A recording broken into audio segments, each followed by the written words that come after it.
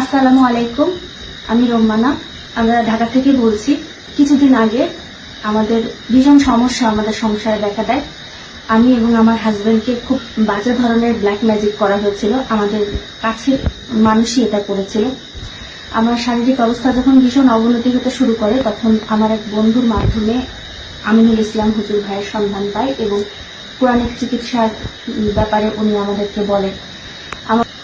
আমি সিদ্দিক বলছিলাম। আসলে আমার ওয়াইফ খুবই অসুস্থ হয়ে গিয়েছিল। আমাদের দুজনের সাথে কোনো মিল মহব্বত কিছুই ছিল না। আমিনুল ইসলাম ভাইয়ের খবর পেয়ে আমরা তার চিকিৎসা নিই।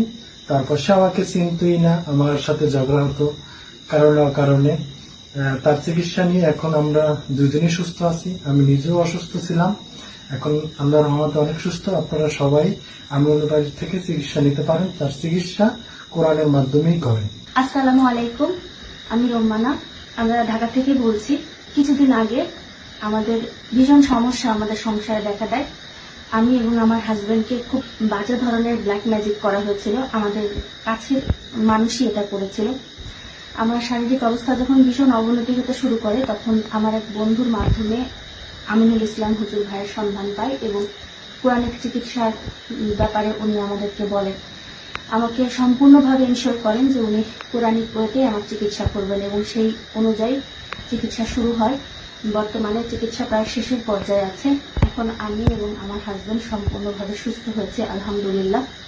আমাদের সংসারে যে অশান্তি এবং আমার শারীরিক যে সমস্যাগুলো ছিল তা আস্তে দূর হয়েছে, আলহামদুলিল্লাহ। আল্লাহ সবকিছুর মালিক, সুস্থতার মালিক আল্লাহ। উসিলা আমিনুল ইসলাম ভাই।